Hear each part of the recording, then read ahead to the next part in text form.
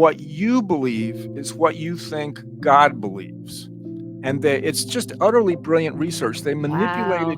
manipulated your belief, and basically it was, if you changed your mind on a subject, lo and behold, God changed his mind as well.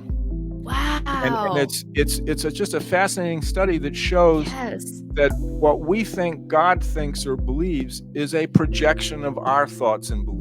That is a fun intro. Yeah. Thanks. Okay, that took me, I kid you not, that took me like 5.5 hours. So I was going to guess much more than that. Like, that's Yeah. impressive work. It took- Yeah, well done.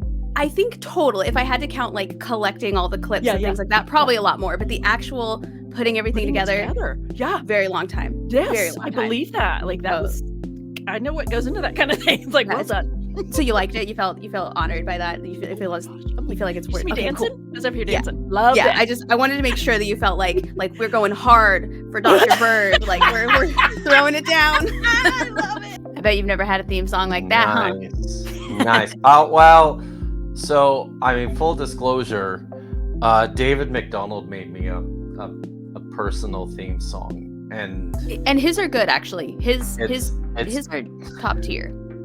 So I mean, for one of our streams, I actually sent him this song, and I said, "You need to play this the next time I'm on your show." And he's like, "Oh yeah, done." Yeah. Well, listen, if I gotta be second to anybody, I'm glad it's David McDonald over at Deep Drinks. Everybody go check out after this, not during this. Yeah. David McDonald on Deep Drinks.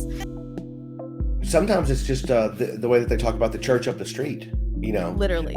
Those guys and the way they're doing things, you don't want to be part of and every other church except for ours is doing it wrong. And Yes. Yeah, I told Vince, you're almost better off being an atheist than being the wrong kind of evangelical Christian. You're almost more salvageable not believing in God at all than being a Presbyterian or a Methodist. In my childhood, I grew up with a mother who, she was religious, then she wasn't. She was religious, then she wasn't. What we called backslidden, right? And then I'd go visit my dad, who was never religious. So I would be like 9, 10, 11 when I'd go visit for Christmas.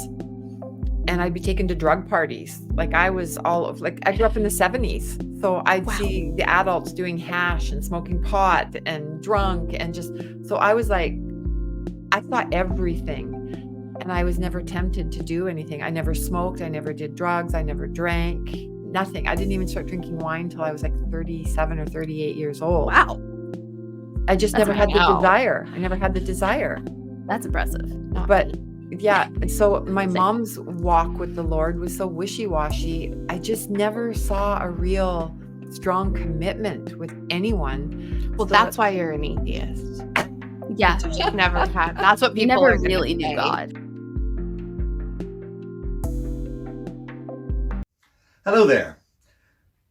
Thanks, Sydney, for doing the Skeptic University project. I'm going to tell you a little bit about one of the secular groups I'm in. It's Sunday Assembly Nashville. The premise is this. It looks and acts like a church, except for the one big thing that probably none of us care too much about in church, and that's deity and doctrine. So you get the singing, pop songs. You get the message, like a TED Talk. We do take up donations because we have expenses. We let somebody get up typically and maybe read a poem or present some other written work of art, literature. And we have what is the equivalent of a good old-fashioned personal testimony for all of you who grew up in the church.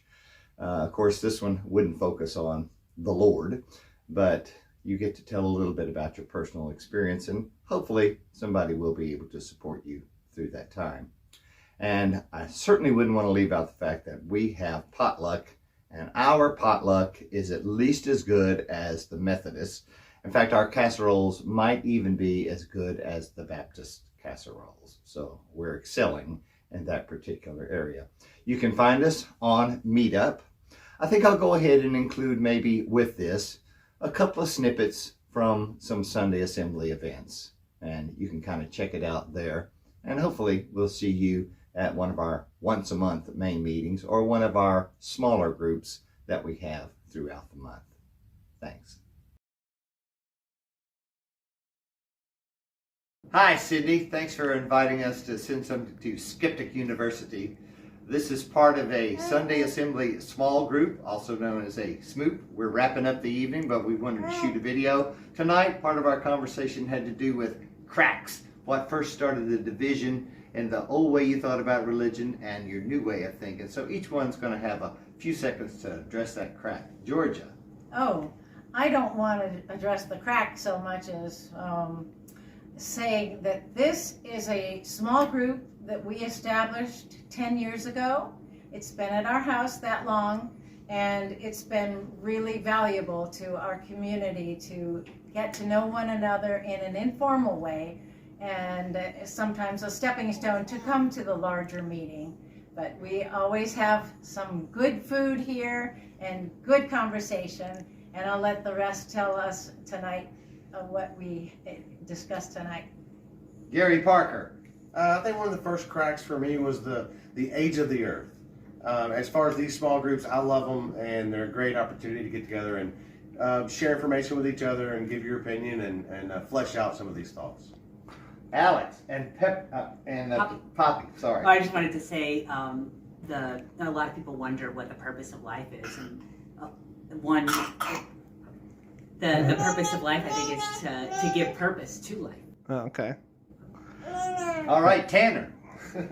My crack was when a college professor made a certain comment, and I just want to say, like, having discussions here at the SMOOP is fantastic. My crack, I'm Kim, and my crack happened when I started not making sense, when whales were swallowing people and feeding of the 5,000 on 2 loaves and a fish. Yeah, didn't make sense. I couldn't hold on to it. My crack was a number discrepancy. Was it 4,000 or 40,000 stalls for horses and chariots that Solomon had? Something's wrong. Well, thanks for listening. Bye.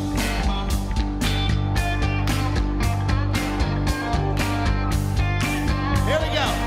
Well, I came upon a child of God. He was walking along the road, and I asked him, tell me, where are you going?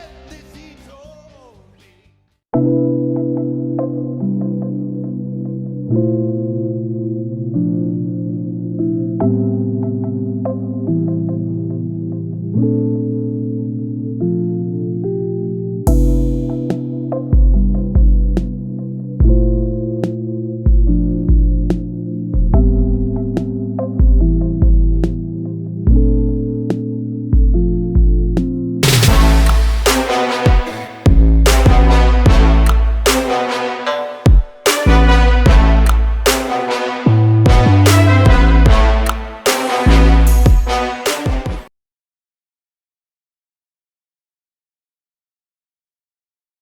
Dave Warnock, thank you so much for joining me on Growing Up Fundie. I really, really appreciate your time and your patience. You waited 15 minutes for me, which I really appreciate.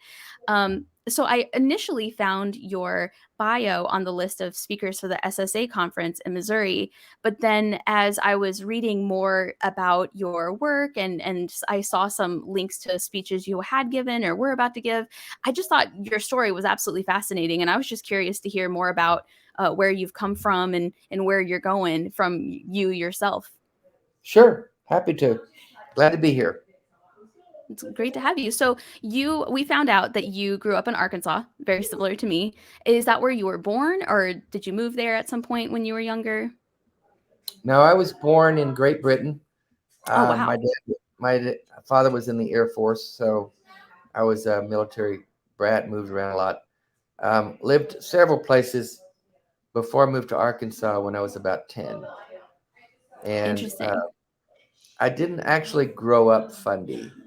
I came into it in the Jesus movement in the 70s. So I wasn't indoctrinated. I did it willingly. I have no excuses. But that's what's so fascinating to me is like you took yourself there. So how old were you the first time that you were exposed to fundamentalist or evangelical ideas?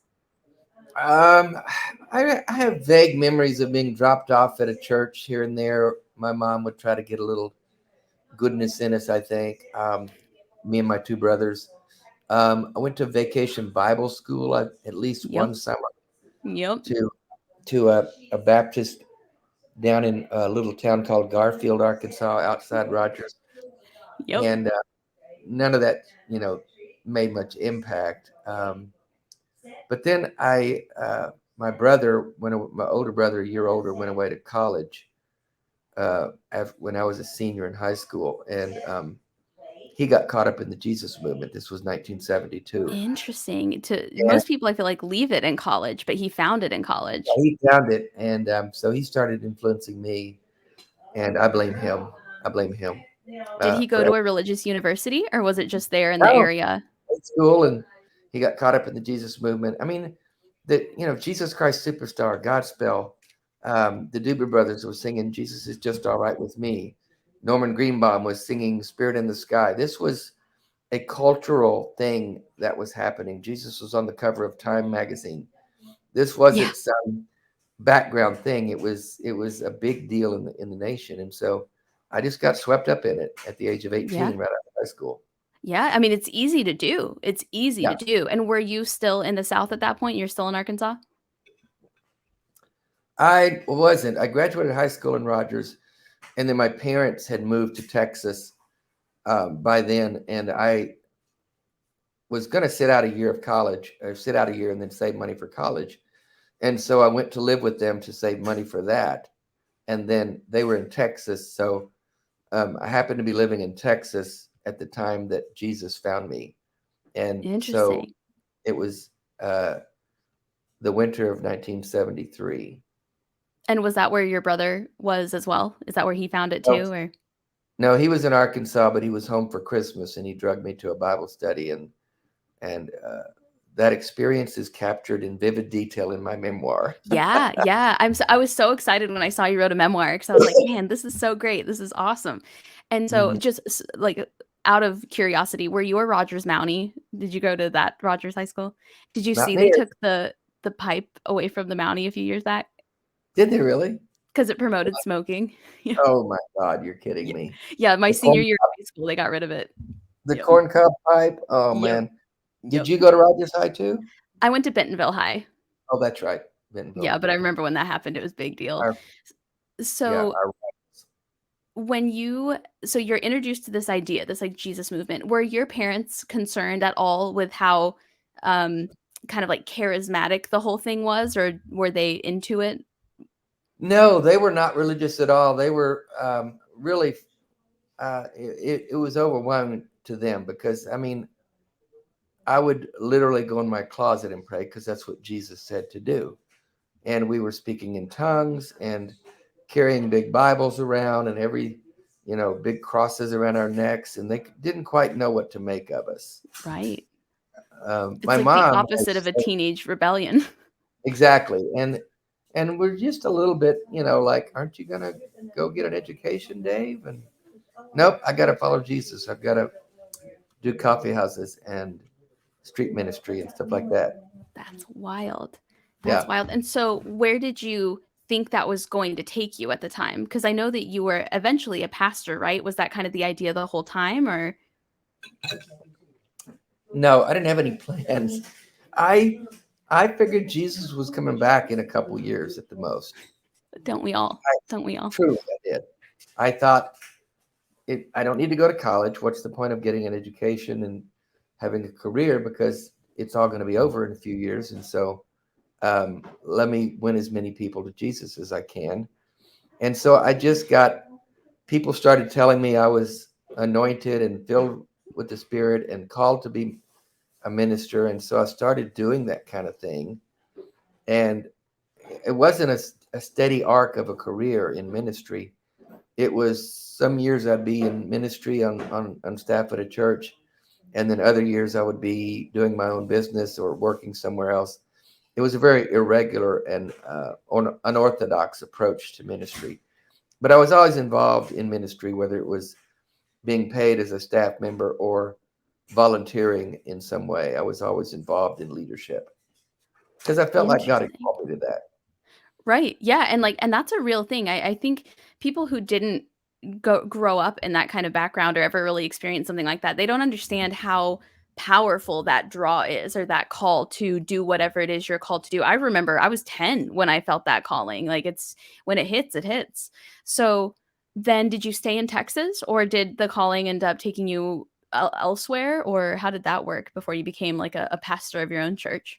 Yeah, I never did actually lead my own church. I was always an associate pastor, but no, I didn't stay in Texas very long. I opened a coffee house there and did that for a couple of years. And then I felt led to move to Arkansas, where my brother was, and get involved with the church that he was in there. And that's where I was when I met my wife and got married, started having kids. I did jobs there that were, I knew I needed to, raise a family and pay bills. So I got jobs, and eventually I was brought on staff at that church, and that church kind of split, and I went to a different church and went on staff there in Arkansas.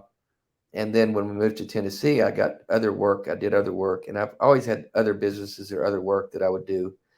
And then late in my Christian life, I went on staff at a different church in Tennessee.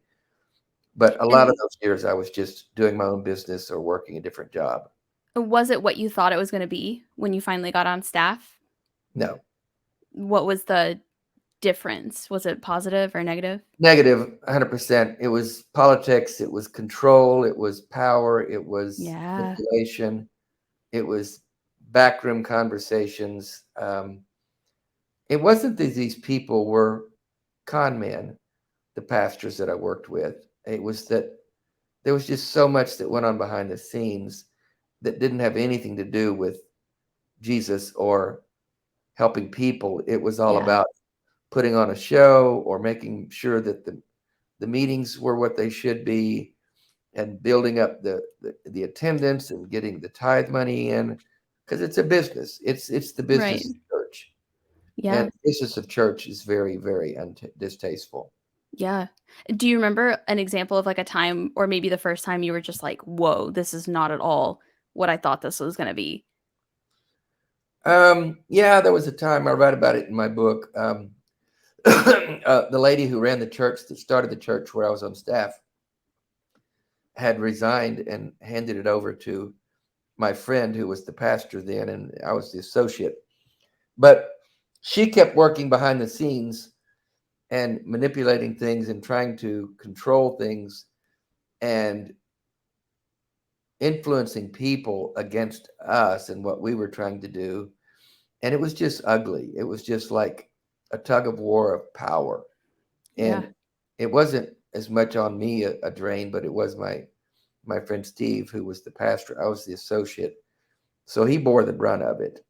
And I just saw that, and just like, it's really shocking that I went ahead and got into any other kinds of ministry after that. But I did, because I felt, again, that I was called to do it. And I enjoyed that part, the work of the ministry that dealt with the people and with the teaching that I did. But the politics of it was very uncomfortable for me. Yeah. And I remember that feeling where you're like, well, maybe a different church is what I need. Well, maybe a different, maybe it's not working out here, but it'll work out somewhere else. And so on your website, there was a statement that I was just curious about the background here. It said, following several years of internal struggle, Dave came to the conclusion in 2011 that he no longer believed in a personal God. What were those internal struggles that had that profound impact on you? Because that seems like, I mean, you were religious for decades. Like, what would happen that would make you question that or change that? Well, I went on staff at this church in Tennessee, a big, kind of a mega church, and they put me in charge of the satellite congregation. And I was doing really well with that. And God was blessing it, actually. And it was growing, and people loved my ministry. But the senior pastor of that church was really kind of a control freak and narcissistic. And he and I just didn't mesh well after a while. And so he ended up, it came to a head where I was either going to quit or be fired. And I decided I would just let him fire me. That way I would get some severance pay, because I really didn't know what I would do after that. Right. So he did fire me, and it caused quite a stir in the church. Like hundreds of people left, and I was accused of splitting the church, and it went from like 1,500 to about 800 overnight. And Wow. my two daughters were married to men who were in the student intern program of that church, and he essentially turned them against me, and they shunned me and my wife. And I was still a Christian at that time. Yeah. So I was really crying out for help from the denomination, from other local churches, pastors that I was friends with, and from God. And I realized after a while that God wasn't helping me with my own family, and I was trying to serve him. And then I thought, you know what? Has he ever really helped me? Has he ever really been there? I started looking back through the events of my life and recognizing that he just really never quite showed up in the way that I expected him to. So I started examining my own personal history with the church, my own personal history with my faith, with the Bible, and these expectations of God that I had where he wasn't showing up to. And were these expectations realistic? And as I looked at the Bible, I said, yeah, according to the Bible, they are. You know, the answer to prayer, the things that Jesus said about prayer, the things that Jesus said about being with you and helping you and guiding you. And I just realized after about 1.5 years of really examining all of that, that he'd never really been there, and I'd been doing it all myself. And the Bible was just a man-made document, and I realized that I'd been fooled, and I was wrong all those years. And I just came to the painful conclusion that it wasn't real, it wasn't true, and I no longer believed it.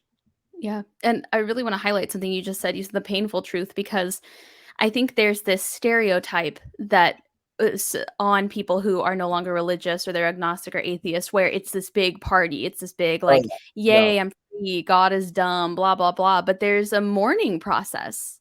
There's like a real pain there when you realize that everything that was supposed to be true, you can no longer convince yourself is true. And it's so sad. It's really debilitating. And I've seen some people literally go into mourning over it. Oh, yeah. Depression. And yeah. And did that impact you for a long time, or were you able to pick yourself back up pretty quickly? I imagine that didn't help your marriage, probably. No, it didn't survive that. I stayed in it for another few years, but it didn't survive.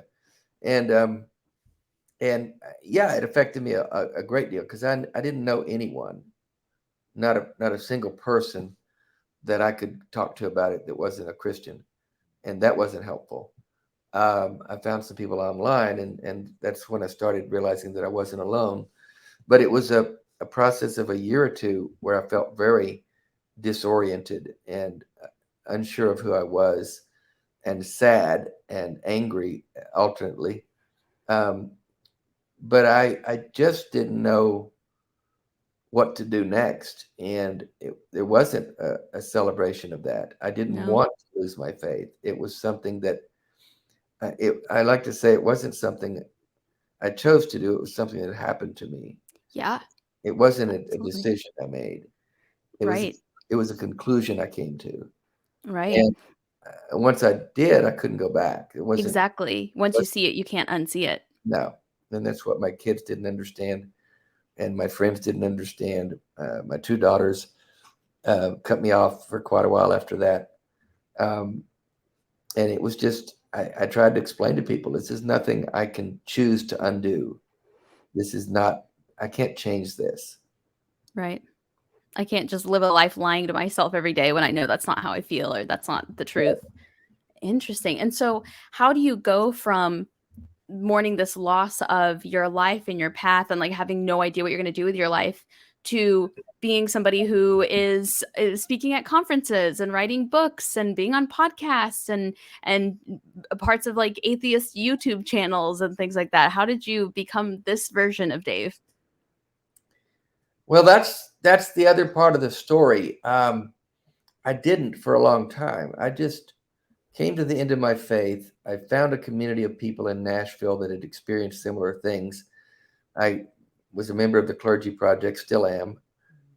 which is former clergy who no longer believe. And I started building a different life. I left the marriage and just was an atheist who no longer believed. I had a community that I was a part of, but I wasn't doing what you'd call activism.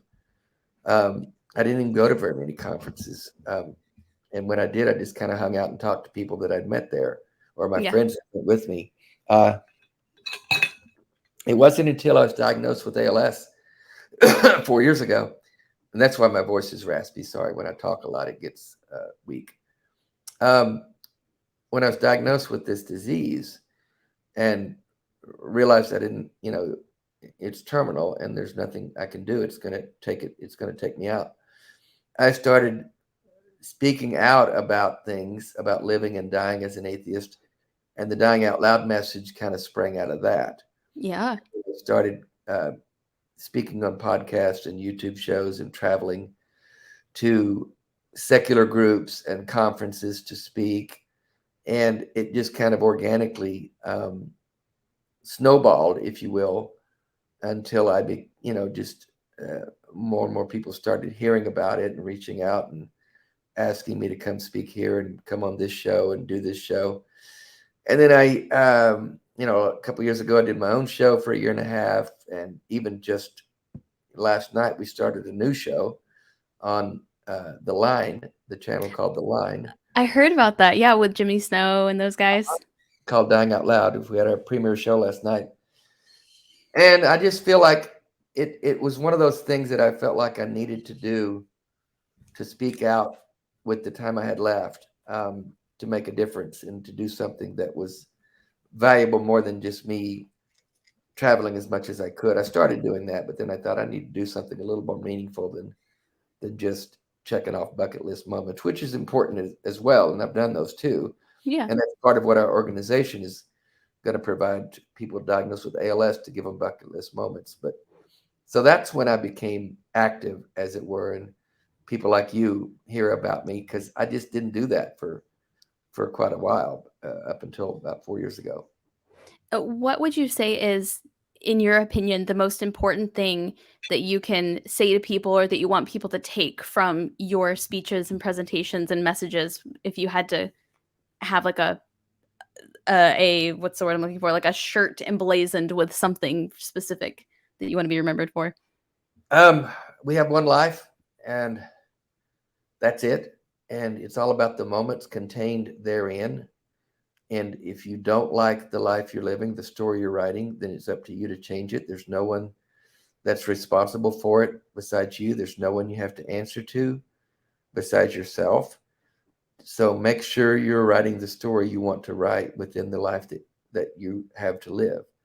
That's it. And that's all there is. Because when we talk about meaning and purpose, that's how you make meaning and purpose, not from something someone gives you, but something you create from within yourself. Would you say that your years spent in the church taught you a lot? Or if you could go back, would you undo those? Or do you think they helped make you who you are currently? I think everything we live in life makes us who we are and contributes to the person we become if we learn from it and grow from it and don't become bitter or angry. I don't have regrets. That's a very costly emotion. Too costly. Yeah. It is. And I like what Maya Angelou said. She said, do the best you can do until you know better. And when you know better, do better. Exactly. That is so simple and so profound. And so I look at my life in the church, my life as a Christian, and I realized I was doing what I thought was better then. I thought I was doing the best. Yeah. And then I came to the conclusion that's not true. And now I'm changing and doing better, I think. And that's why the book I wrote, the memoir is called Childish Things. There's a scripture in Corinthians that says, when you become a man, you put away childish things. And that's what I feel like my deconstruction was. I grew up. I put away childish things. And so I think it helped me in terms of how to interact with people. I'm a very social person. So my years in church ministry and dealing with people in that way helped me to have empathy for people, helped me to understand their journeys. And so now with the work I'm doing, I'm able to connect with, I think, maybe more kinds of people than some do. And with the speaking I do, it's something that comes easy for me. I don't, it's just a thing that I've done for so long that I can stand up and talk and connect with a room full of people, and it's meaningful and oftentimes powerful. And I think that, as much as anything else, is attributable to my experience with pastoral ministry and connecting with people over the years. Yeah, absolutely. And I think also a lot of the experiences we have that we wouldn't necessarily repeat again are, I'm grateful for a lot of things that I wish I hadn't done, but I'm glad they're over. I'm glad I'm through it and I'm on the other side because of how it helped shape me into who I am and the way that I am. And I feel like I wouldn't be the same person without those experiences. You could not pay me to relive it. You could not pay me to relive those years, but I'm grateful that they happened, and I'm grateful that I am who I am on this side of those experiences, and then I've learned from them, and then hopefully can, teach other people based on those so they don't have to go through the same thing. What would you say have been some of your favorite experiences you've had since your diagnosis and since you've decided to kind of speak out more and get more involved? Well, they're two-faceted. On the one hand, I've had some incredible bucket list moments. My partner Bevan and I have been able to go places and do things. We got to go to Greece and experience that. She'd been there before and really wanted me to share that with her. And it was a pivotal moment because I was getting weaker. And it was like, if we didn't go, we went last summer. And if we didn't make it last summer, we probably weren't going to make it.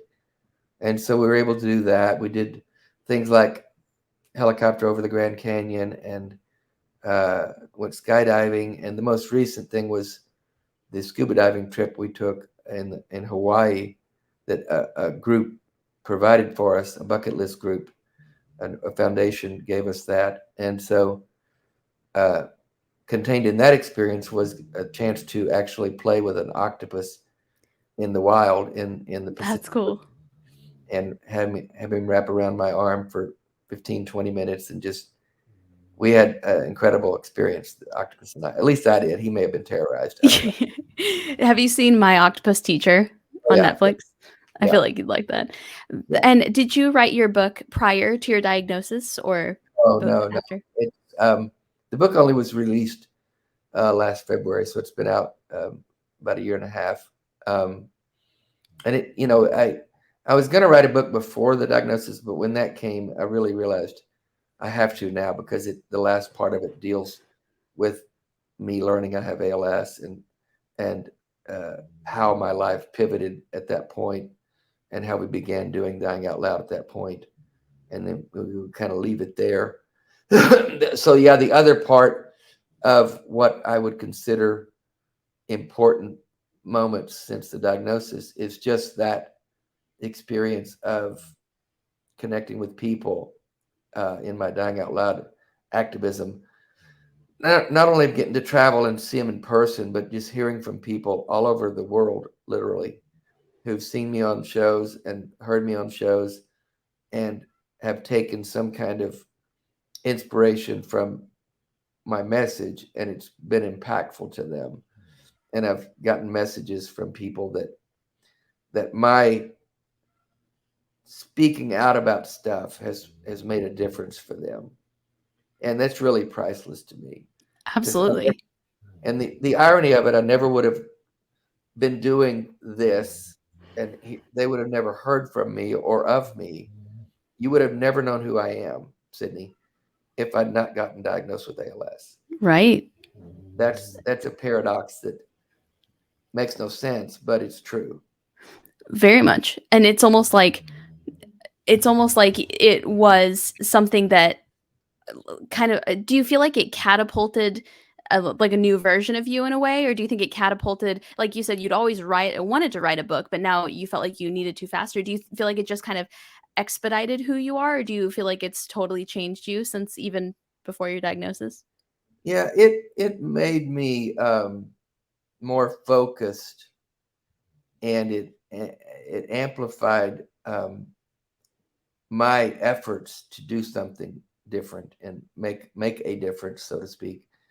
I wouldn't call it like trying to leave a legacy kind of thing, but just that I don't have a lot of time here, and I've got to be vigilant with what I'm doing and why I'm doing it, and focused on it.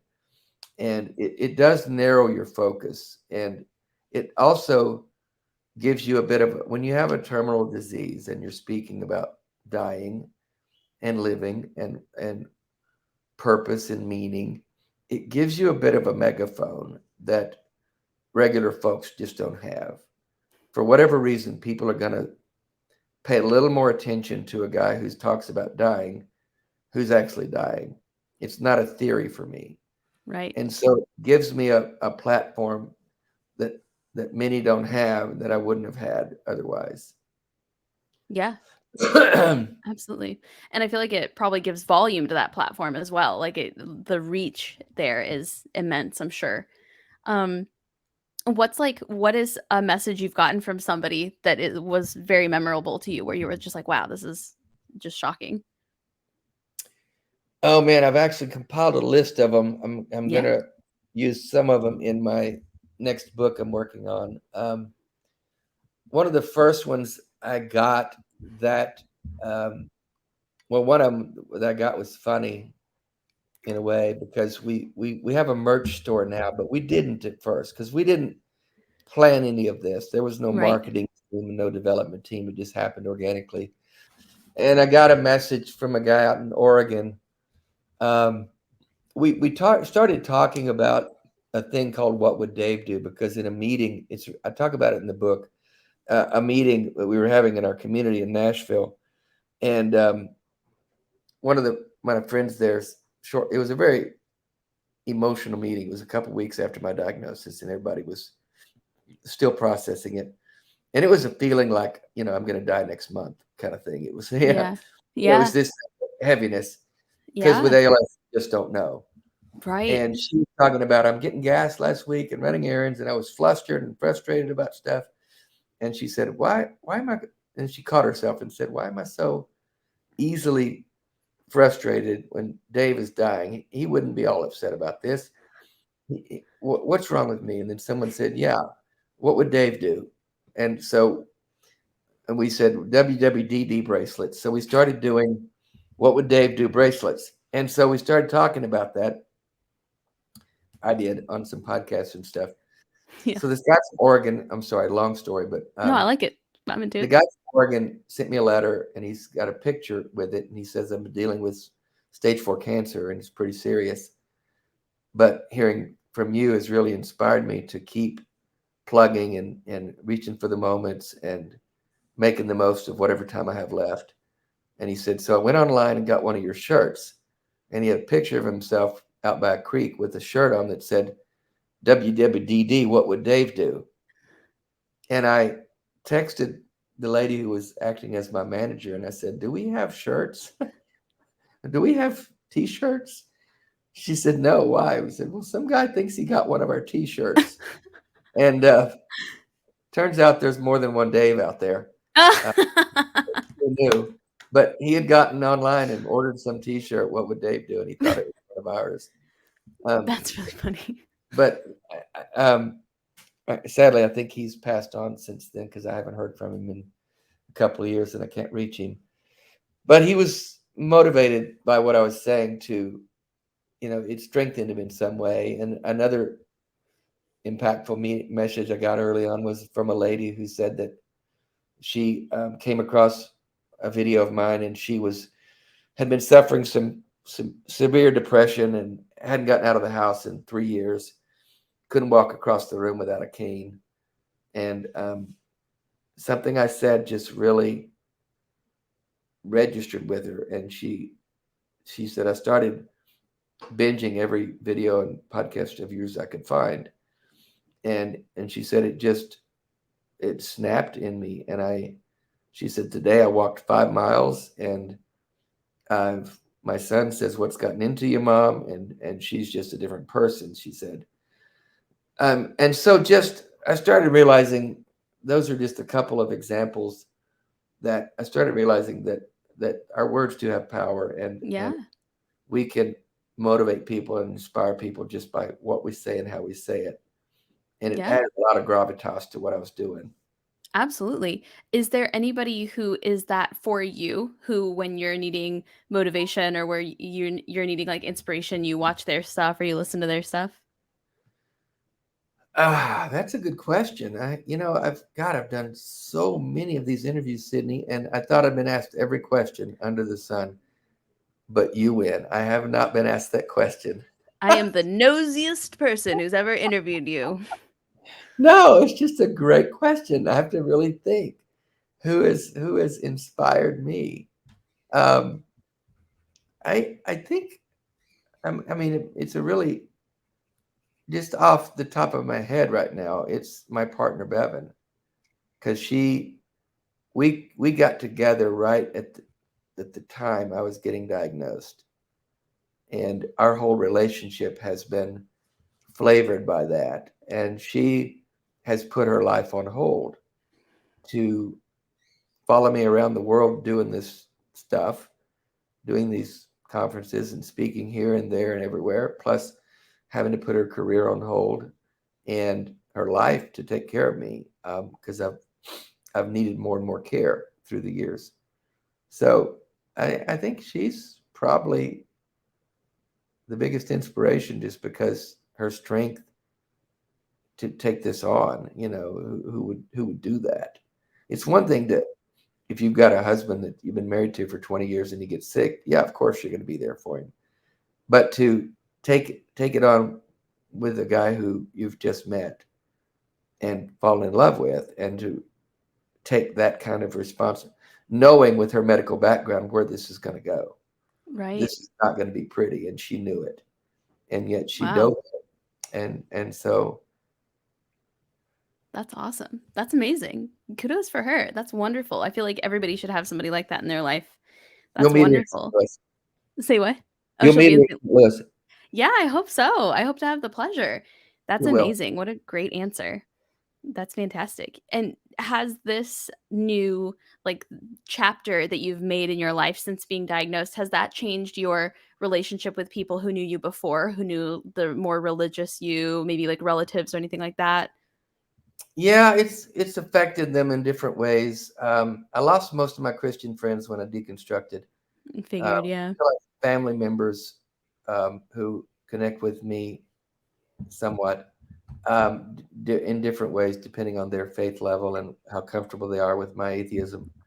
But yeah, it's affected them in depending on how they view death.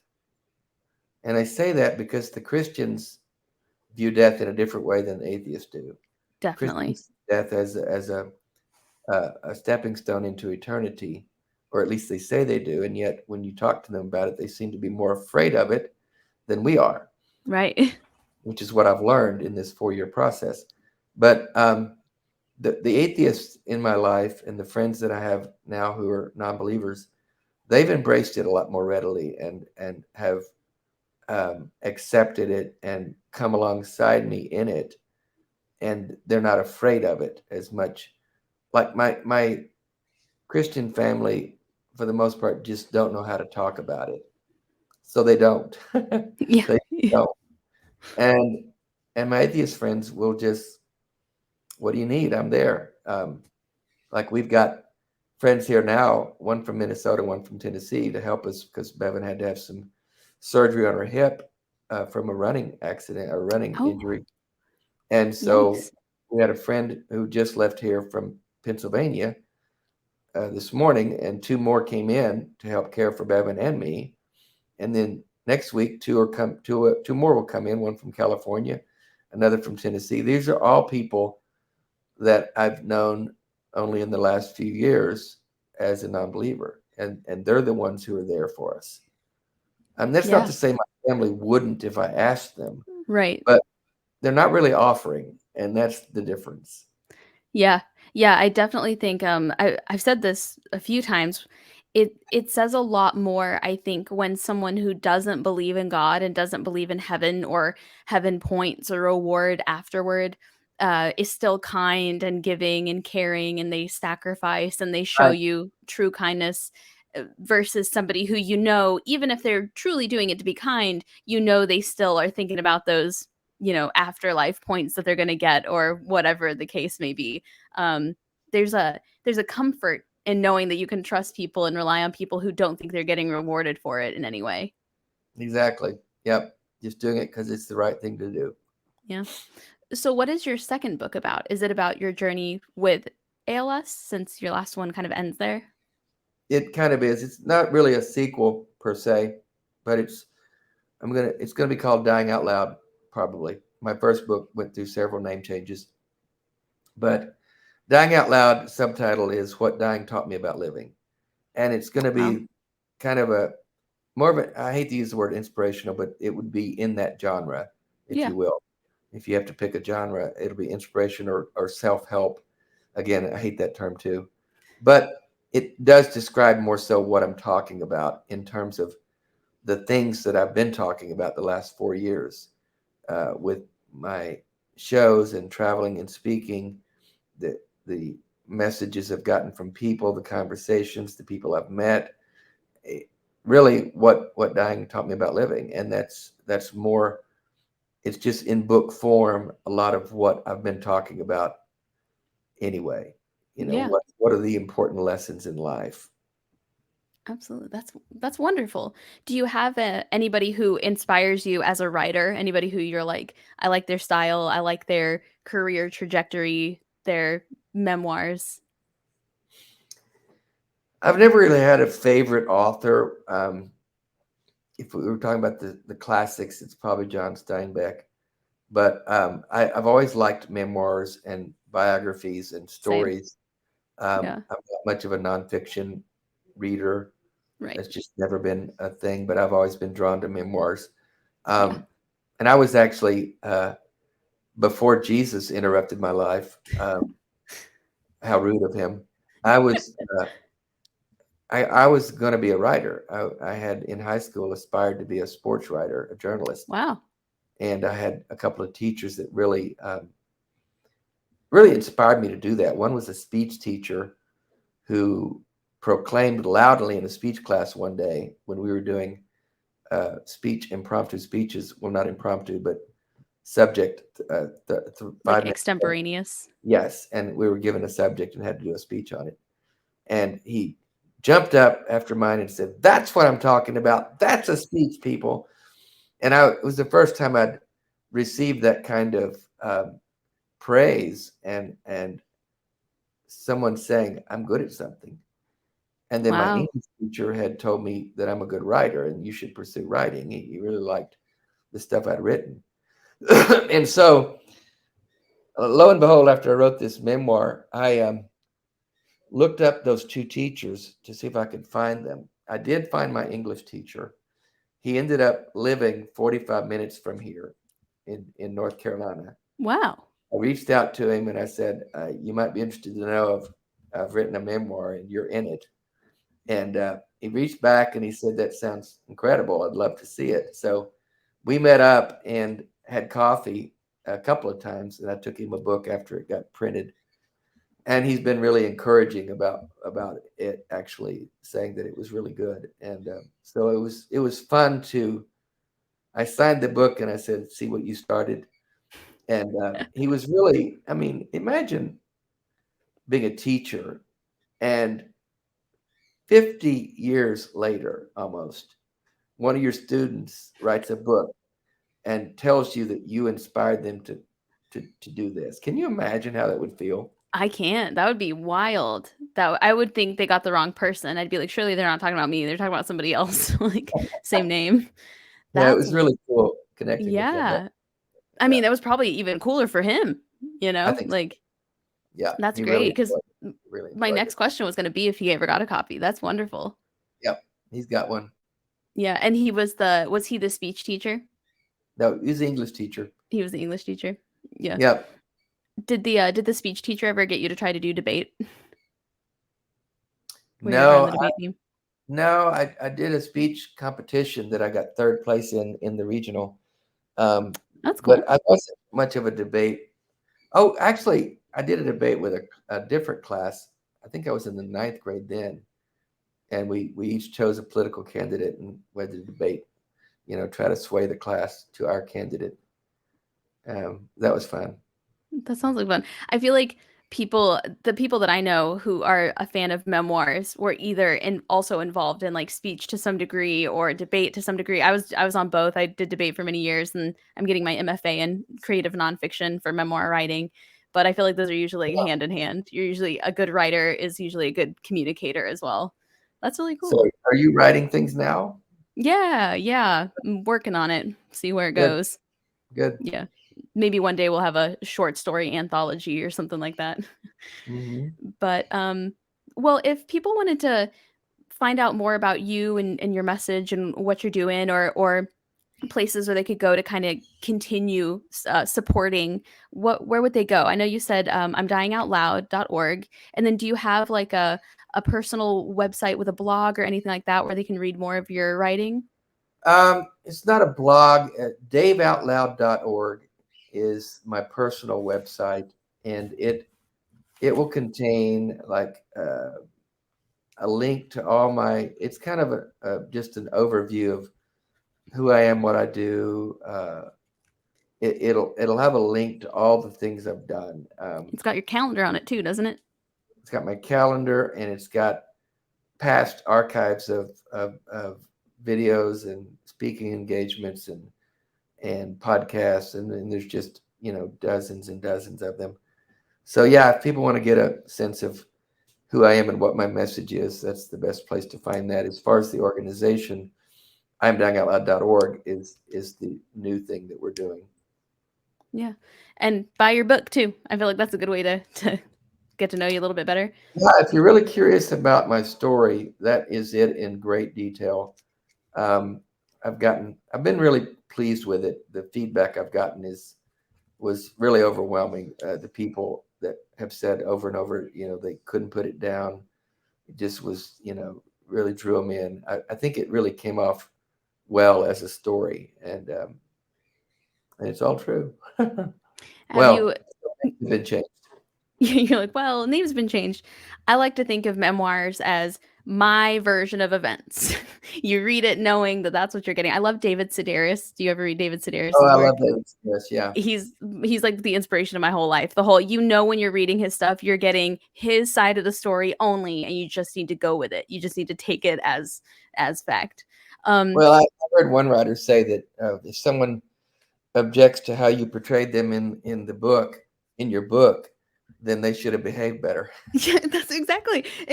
I do stand up, and I posted a set once about my family, and my cousin saw it, and there was a bit about his mom in there, and he messaged me on Facebook, and I thought he was going to yell at me, and he's like, no, he's like, if she didn't want you to say that stuff, she shouldn't have done it. He's like, I didn't hear any lies. No lies were told. It's your version of your story, and that's it. Yeah, absolutely. Well, Dave, I want to be respectful of your time, but I really, really appreciate you taking your time to talk to me and answer my questions and give me your wisdom and your stories. I've really, really enjoyed speaking with you. And now that I've heard your voice, I really want to read your book and see if I can hear your voice in that as well. And I hope others do as well who are listening to this. But if you had any advice for anybody who potentially is going through something similar to you, or maybe somebody they love is going through that as well, what would you say to them in terms of moving forward? Well, you're not alone. There are many, many, many, many people who've gone through similar things. Everyone's story is a bit different, but there are a lot of similarities when it comes to our faith journey and deconstructing that, if that's what you're doing.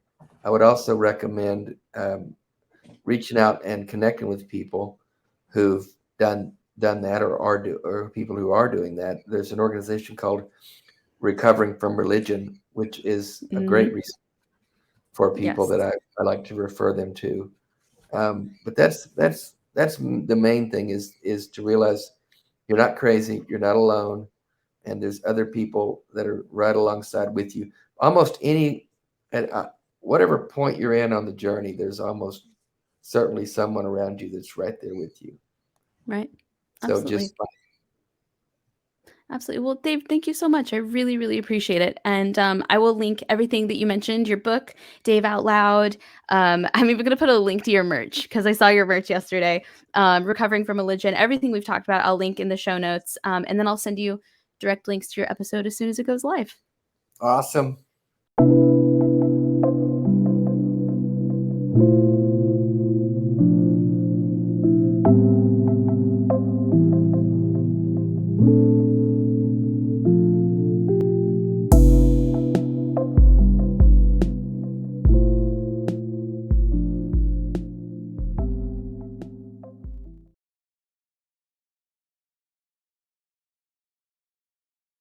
Anthony Magnabosco. I pronounced that correct, right?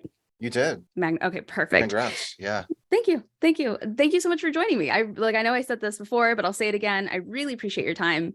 It was very clear both before my research and after my research that you are a well-respected individual. People really enjoy your work and the way that you communicate with people and the way that you talk to people. And I was telling you before the episode, even the people on my YouTube channel that get on there every day just to like talk smack about my guests or what I'm talking about or my eyebrows or whatever, even they agreed that you were a great guest to listen to. They said they enjoyed your content. They said they enjoyed your style. So yeah, so I'm honored to have you on. I really appreciate you.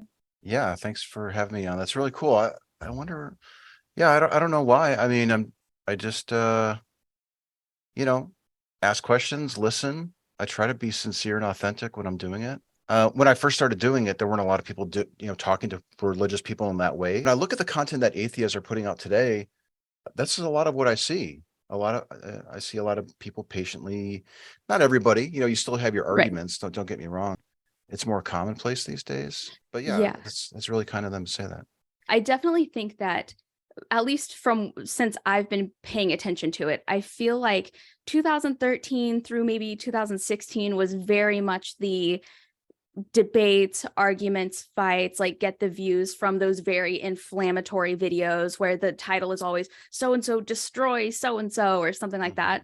And one of the things I really enjoyed about the videos that I saw of yours is that even if I figured that I knew what side of the argument you were on, you still didn't make it apparent in your delivery. For example, some of the most recent ones I watched is you were talking to a young woman about kind of gender fluidity and whether or not what she felt about non-binary individuals.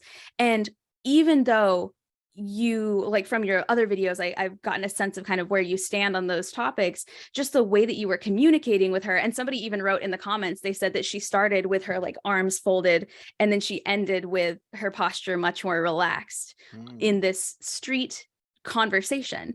And I wonder if honestly, that is why you see so many more videos like that, because yours have been so popular in that style that a lot of people, maybe you were their first introduction to that kind of language and communication and they just took that and ran. Maybe. I mean, there are a lot of current atheist content creators that I'm friends with, for one thing, like I've become friends with, or they'll reach out to me. There was one guy, he's one of the current hosts on The Atheist Experience, who mentioned that, watching SE videos, and I guess some of mine, were helpful in him becoming more calm and being able to stay focused and entertain other ideas that maybe you disagree with and being more neutral. So maybe. I mean, yeah, that could be the case. I don't know. I think something that also helps a lot of people when they're trying to decide if they're going to deconstruct from Christianity is they watch channels like that where the topic isn't Christianity and religion is bad. The topic is, here's the ideas behind why that might not be the right thing for you. And when you allow people to make that decision for themselves, instead of telling them what decision they should make, I feel like the results are much more successful and they're much more genuine. You don't have anyone caving to peer pressure. You have people listening to ideas and absorbing ideas and thinking about those things and then eventually making their decision. That could be. The thing what I like most, though, about the SE approach is that you're still talking about those difficult subjects and you are staying neutral generally and calm and civil, but you're still challenging. That's the thing that I like about the approach so much, is that even though it's calm and civil, you're really getting to the root of why people believe it. And it's, especially when it comes to religious beliefs, it's not usually evidence. It's usually, I was raised this way, or it gives me a good feeling to think that this is true. Right. And that's what's so cool. That's like the biggest payoff, is when you have these talks and you start to unpeel those layers and get to the foundation of what's happening. So maybe it's the combination of, I think, like, the thing that it draws me to it is that it is civil, and it seems like it's effective in helping people reflect and then shift in terms of their confidence that it's true. Right. And what else can you ask for? Like, why else would you engage with somebody unless you wanted to do that? Like, talk with them, help them figure things out and reflect, and maybe even update their confidence after they've thought about it. Yeah. And why debate and argue with them? It just doesn't seem quite as effective. There's a time and place for it, Yeah. The college shows maybe are more entertaining when you see somebody debating and arguing about those types of things. But if you want to have a good conversation with somebody, especially somebody that you know or you value the relationship, it seems like that's the way to go. That's the important part, is if you value the relationship. Absolutely. And I think also one of the things that at least helped me when I was deconstructing, what did it was not, here's facts, here's evidence, how about this? How about your God? Blah, blah, blah. I remember saying, like, I'm a Christian, and somebody saying, okay, why? And the debater in me knew that I should have reason and evidence and this and that. Like, the debater in me knew, they're like, Sid, if you're gonna win this, you gotta have. But the only reasons I could come up with were always feelings, and I'd been told that. Yeah. Like, I feel like I'll be in trouble if I don't. I feel like I'll lose my family if I deconstruct. I feel like this is the right answer, but there was no denying that I had no facts whatsoever to back that up. And because that was so important to me at the time, that did more in my brain than anybody presenting me any kind of flyers of any kind or websites of any kind. And I think it does go back to that whole, people have to feel like it was their idea and their decision, as opposed to being force-fed. Yeah. It doesn't really work when you lead with, well, I suspect that you don't have any good evidence for this, and you just believe it because it feels good. You really should just give them the benefit of the doubt. Maybe they actually do have evidence for it. But it's interesting because that type of interaction, or at least that realization that maybe I don't have evidence for it, it seems like that discovery causes people to do a couple of different things. They can either reflect and update, or they might be drawn to apologetics. They might, or pray, double or whatever. down. Like they double down, or they might say, okay, now I have to really bone up and figure out, like, what's the best way to defend this argument? And then they go out to find good apologetic arguments to maintain the belief. But they're approaching like that. And I don't know for sure if that's what's going on, but it seems like that's what's going on. It seems like most people who are drawn to the apologetics are doing so because they're looking for reasons to defend it. Yes. And when you start with that presupposition, then I think it biases everything that you encounter from that point on, because now you're looking, you're like, okay, that works. And that sort of bias just comes in right from the very start. Yeah. And do you think with the reaction that they have, do you think a lot of times maybe that has to do with the way they were asked? Like, if you're not asked the question in a defensive manner, you won't get defensive of it. If you're asked in a very kind, open manner, maybe you'll be more likely to consider it, as opposed to just double down on it.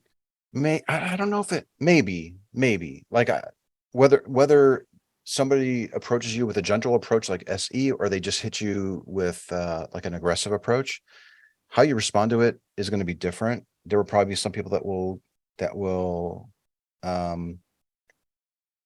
reflect on it and change, or they decide to go the other way. It's kind of hard to say. I don't think the approach really has any impact on what they do with it next. Like, I would imagine if I have a conversation with somebody on the street, or even somebody I know, they might just go either way, even though I used an SE type of approach. It's kind of hard to say. But I think the most important thing is Oh, here's maybe the biggest difference is that if you use an SE approach as opposed to an aggressive approach, although some may argue that SE is aggressive, you might open the door maybe for more future discussions with them if you kept it civil and respectful. Yeah.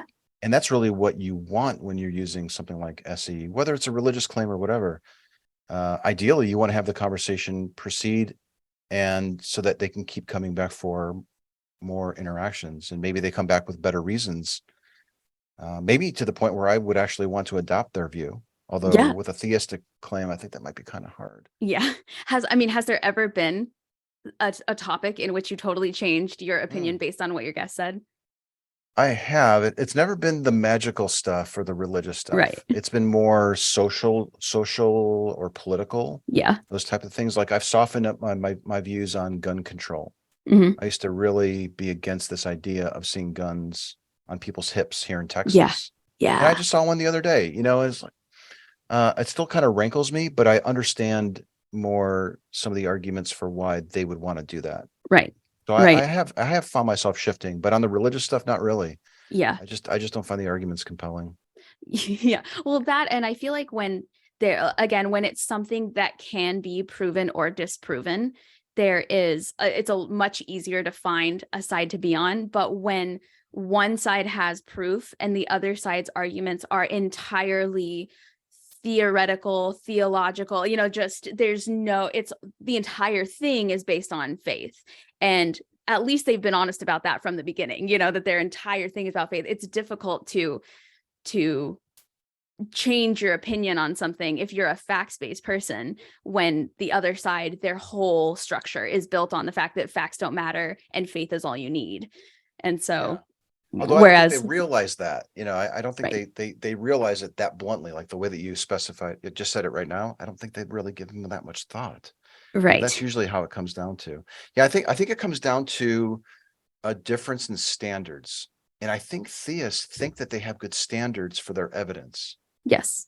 But when you get into it, you realize that like their standard for accepting the evidence that they've used to arrive at their conclusion, that standard is lower than the standard that they would require to lower their confidence in that conclusion. Yes. They hold us to a higher standard to show that they're wrong Yes. than they do to accept that they're right. The burden of proof is on us every single time.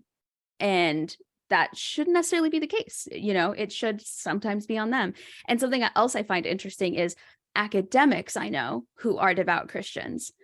They, in every other aspect of their life, they will have 21 cited sources, MLA format, to prove what they're talking about. But for some reason, when it comes to religion, they don't need that. And I've always been so curious about that. And not even in a sarcastic way. I'm genuinely, how does one do that? I wonder that too. And that mindset of curiosity is so useful. If you have that going into the conversation, like if you're genuinely curious, like how do you manage that? Are you even aware that you're doing this? Yes. What do you think about this potential discrepancy in standards that I'm observing in you? Right. That kind of curiosity can be contagious. Yeah. And it can help them become more curious about their own views. Right. And I think curiosity is an absolute blessing. And I didn't realize that until I became an adult, and I realized how many people in the world just aren't curious on a daily basis. They just don't really care about anything. But people just fascinate me, and their opinions on things just fascinate me, and their stories just fascinate me. And I didn't realize how happy I should feel that I am a curious person. And I think encouraging that curiosity in other people, even if you don't like what you find, I think the curiosity is so important. But what did it for you? Because you grew up religious, right? I did it for me. It was a curiosity. It was more like skepticism, or is incredulity the right word? Like just being bewildered that people were believing this stuff. Yes. Oh, that was part of it. And then the other part of it was, and I grew up in a Catholic environment, like a Italian Catholic neighborhood south of Chicago, south side. Oh, no way. Yeah. Really? I just moved from Chicago. That's cool. So You cool. did? Yeah. Oh. Yeah. So yeah, it was more like, I just don't believe that people believe this. And I thought that they were just joking. I thought that most of them were pretending. I figured that they were just tricking the kids or something. I just didn't Yeah. understand it. Like a Santa Claus type situation. And then, yeah, exactly. And then when I realized that no, they believe this stuff, then it started messing with my mind. And I didn't really realize this until like maybe even the last 5 years or so, like how problematic those views were in my own upbringing and how it manifested itself in terms of anxiety when I was growing up as a kid. Yes. I really think Yes. that was a very big part of it, you know. Truly. Do you because you consider yourself an atheist, right? I do. Pretty clearly, yeah. Do you ever find yourself, I've always wondered if this is just me, do you ever find yourself, because of that past trauma, just that little minutia in the back of your brain being like, but what if? Like, what if? What if it's true? Yeah, like what if this whole Oh. time you've been denying God and he's gonna ask you about that? It could, yeah. I mean, I'm not. So maybe this gets to the definition of an atheist. Like, I'm still open to the possibility Yeah. that God exists. I don't Right. know that a God exists or not. I just simply don't believe that there's one. Right. Or conversely, I actually prefer this definition. I believe that there are no gods. Yes. I actually actively hold the belief that there are no gods. Right. And we can get into why I think that if you want, but yeah, absolutely. yeah, I mean, it crosses my mind, you know, like there might be a close call in a car or something, you know, a car accident, like, you know, your life passes before you start asking the big questions, like those thoughts still come back. Yeah. Or like this happens when I'm grilling food. I'll be grilling food and I feel the heat on my hand as I'm reaching over the flame, you know, and it crosses my mind, you know, of this idea of hell. But I think those are just legacy beliefs that are there. Right. But they remind me of what I was raised with. Yes. And then they also remind me to sort of check in with my skepticism. You know, are there any good reasons for thinking that this is true? And consistently it keeps coming back, well, no. So I actually have to like almost remind myself that there's nothing to be worried about. Yeah. Until there's something to be worried about. There's really not. And then you'll cross that gate if you come to it, you know, on Judgment Day, I guess. Yeah, if it's true, then I think I could actually explain my reasoning, and of course, the God would understand. Yeah, I've said the same sincere thing in my pursuit. Yeah, I've said the same thing. I'm like, listen, if God is real, then I would hope that he's a God who could kind of understand where I'm coming from. like, brother, you never showed yourself. Like, I asked you a bunch of times to come down and show yourself, and you did. Like, I told you that, you know. Yeah. But so you grew up Catholic. Yep. How old were you when you figured out that was kind of no longer the route that you were following? Like, do you remember when you first started kind of questioning how things were? Oh, I was probably in 3rd or 4th grade. It was pretty young. And it wasn't, it was actually the things that we were being taught and the divisive nature of what we were being taught. Like literally being told that women or, you know, boys and girls were different, and not just in a physical way, but in terms of how God looks at you. And yeah, the men are the providers and the women are subservient to the men. And just like, that doesn't seem right. Like that doesn't seem like a good message. It doesn't seem accurate. It seems problematic. And then going out on the playground that very same day and seeing the boys on one side and the girls on the other side, it literally divided us. Right. And I think that there were just moments like that underscored it for me. Yeah. But honestly, it was really more like, this just seems so implausible. Right. It just seems like it's like made up. So I never really got into it. But then I didn't really think much about it until maybe when I was in my late 20s. Yeah, that's maybe when it sort of dawned on maybe even 30s. Of course, 9/11 was a big deal. I feel like that was a big moment for a lot of former theologists. It was huge. Theists. And I wonder if the recent pandemic was sort of the equivalent of 9/11 for a lot of theists. I wouldn't be surprised at all. And maybe it's one of those, it's kind of like a slow burn. Like maybe they're not quite saying it out loud yet, but give it like 2 more years and you'll have maybe a lot more people saying it out loud. Maybe. But also social media. Like, I don't know. Are you on TikTok by any chance? I am. It's awesome. And ex-Mormon TikTok is amazing. The atheists really have a voice on TikTok. And maybe it's just the algorithm and I'm only being served certain messages, but I'll look at things that are showing how problematic religion is, and it will have 300,000 views. Yeah. If you look at like hashtag religious trauma, so many videos. Yeah. So maybe this is, I mean, it's heading in the right direction as far as I can tell. I think Yes. it's good. Good to see. To your point, social media is, maybe there have always been a lot of us out there, but we didn't know there were others prior to social media. So I know that probably for the last 5 years that I identified as a Christian, I did it because I thought I was supposed to, because I thought every single person around me was doing it. And I thought I was just the odd one out. I thought I was just the weird one. I was the one, because, in Christianity, they teach you the devil will try to eat away at your love for God, and the devil will make you question yourself, and the devil will present arguments and stuff, and just don't fall for it. And I truly thought like, oh, this is what they were warning me about. This is the devil wheedling into my brain, having some really good points if you don't have faith. And it took a lot longer. Whereas if TikTok and those things had been prevalent at the time, I think I would have discovered a lot sooner that there were tons of people out there that didn't believe in God and weren't devil worshipers, and they just were normal people who living their happy lives. I didn't have anything like that growing up. The only thing I had, and people of my generation, I'm Gen X, were just your own thoughts. And maybe you were lucky to be in a family that didn't believe this stuff, or maybe you stumbled across it. It would occasionally come up in college, but it wasn't even normally discussed. And maybe even today, people still don't. It's like one of those taboo subjects you don't talk about. But there's something about social media that makes it acceptable. Yeah. You can passively watch it, you can internalize it, and then you can start your own deconstruction. It's usually what seems to be happening. So social media has been so great in that regard. Yeah.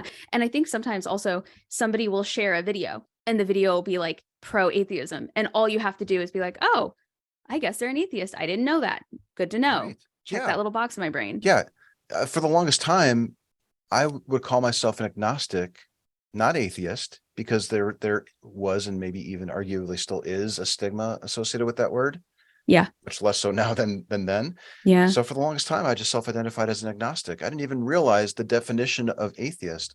And if I had, it probably would have, I don't know what would have gone through my mind then. I probably still wouldn't have used the word. There was a point, maybe even like 10 years ago, where I was sort of like tiptoeing around that word, even in my own house. Yeah. And now we have no hesitation whatsoever about identifying as such. The stigma's much lower. Is your immediate family atheist as well? Do they have different beliefs? We don't talk about it that much. We have similar interests. We have similar reactions when we see things. Yeah. I guess, yeah, I would imagine they probably would all identify along those lines. And do you find that the way that you approach people through street epistemology has impacted how you parented and how you communicate with your kids? Or Totally. Yeah. Totally. Is it like easier to talk to them and communicate with them about things? It is. Well, it's funny because like in street epistemology, you don't usually talk about the claim, but you talk about the reasoning for how you arrived at your confidence in the truth of that claim. Right. So I think SE has probably been a big part of that. Even growing, when the kids were growing up, they're in college now, and they're home for the holidays. One's a junior and one's a freshman in college. So they're much older now. Yeah. But yeah, many times we would just talk about things like, is that a good reason to think that that's true? Or how could that be shown to be false? A lot of the things that you hear, like the themes in SE videos are very common themes in the conversations that we have. Yeah. So we don't tend to argue about topics, but we talk about our reasoning for thinking about them. Yeah. And I think that that's something that I've instilled in them, largely because of the SE stuff. Absolutely. And I think that is a huge, important distinction too. The difference between arguing with somebody about what they believe versus understanding how and why they came to that conclusion and listening to what they have to say about it, and then giving your perspective on the matter. Huge difference there. Yeah, which is not something you normally see in an SE video. Usually most of my examples, I usually hold off on sharing my views. Right. Because I didn't want to interject my views. It was really about their reasoning. But I think that's, in fact, we're developing a course for street epistemology, and that specific topic came up today. This idea of being honest with your conversation partner and even revealing your position if you disagree with them, even though it might cause them to become more defensive. Yes. It's probably the best thing to do. But There's dozens of examples on my channel where I didn't do that. And I think that, in hindsight, if I could change anything, that would probably be one of the biggest things I change, is be more forthcoming as far as what my goals were and if they were interested. A lot of them, a lot of the people I interviewed didn't really care. They just wanted to give me 5 minutes. They would answer all my questions, and they didn't really care about my position. Yeah. But there's this one SE content creator. His name is Mark Solomon. He's got a channel called Being Reasonable. And one of his indications of a good SE talk is if his conversation partner asks him questions about his views in return. And I think that that's such a great marker. Yeah. That shows usually that they're engaged. Yeah. And they're not afraid of asking you questions. And they might even be more open to what it is you're saying if you've handled yourself well prior to them asking you these questions. Interesting. And I feel like another way that seems to work with people who you're not sure if they want to hear like a negating point, but you really want to ask them a question is, I'll say something to the effect of, now, what would you say if someone were to say this? And then I present like the argument, I've heard this. What would you say to someone who said that to you, instead of being like, well, I'm going to ask you, because I feel like giving them that theoretical option, this person in this either that doesn't exist who, metaphorically said this thing, what would you say to them? I think that that's a great suggestion. It takes it's not coming from you, right? It's coming from some hypothetical person. And that is probably the adjustment that I would make as far as a street interview, like you might see on YouTube of people doing street epistemology, as opposed to doing it with a family member or a friend. That kind of positioning is really useful. Yeah. Another approach, there's another person, his name's Kevin, and he's got a channel called Rational Rumination. It's funny how these channels, there's I love the curiosity, titles. deep discussion, rational rumination. There's all these interesting diamond discourse. Yeah. I'm forgetting so many of them. But what's his approach? What he does is he'll do that too. Like, what if somebody came by who has this different belief and now you're thinking of this other person? But he also explains what he's doing, which is something that I started doing later in my SE videos. It's been this whole progression. But what he spends a lot of time explaining what he'd like to do next and get their buy-in. Like, okay, so we've established what your claim is, and now I'm wondering how sure you are that this is true. And here's why I'm doing this, because when I view beliefs, they're not binary, either true or false, but we think that they're true to strengths, like on a gradient. Yeah. And if it's cool with you, I'd like to ask you your sense of confidence from 0 to 100. Oh, that's good. As opposed to saying, all right, now let's see if we can scale your confidence from 0 to 100. He's easing them into it. He's explaining what he's doing. He's clarifying any confusion about what he's doing, and he's making it more of a partnership. And I think we need to see more of those examples. Yeah, absolutely. I think that's the way to go with family members and friends too. Yeah. We're in this weird moment where we have lots of examples of people doing street epistemology with strangers, but very few examples of them doing it with family and friends. And you have to make adjustments. Yes. So maybe what we need to see is more videos of people making those adjustments so that people can start using this more with their love. Another thing this I've found helps with people who are very aggressively for their point. Sometimes you'll ask somebody a question and you can tell they've just been waiting for somebody to ask that question and they just go off about their opinion. Is if I really want to know something and I'm really nosy, but I don't want it to sound like it's my opinion, I'll say, now, thank you for your point. Now, I'm sure you've heard people say, and then I'll say what I think without putting it on me. Like, now I'm sure, even especially if nobody has ever said it, I've never heard anyone else say it, I just claim that. Now I'm sure, with your opinion and stuff, like you've probably heard people say, all over the internet, this thing, and then they answer it legitimately, but they've never seen it anywhere because you've never seen it anywhere. It's just your thought in that moment, and you're just really nosy and want to know their answer to the question. Yeah, sometimes you have to make adjustments like that depending on the situation. If they're really dug in, they're really defensive, then maybe it's funny how a little slight adjustment of a question can completely change the whole dynamic of that question and how it's interpreted. Absolutely. When you started your journey to street epistemology, because I know that is so much of your online presence, was that started by having religious questions for people, or was that started because you wanted to know everything? Because I know you cover social topics and all sorts of things, but I wasn't sure which came first, the chicken or the egg.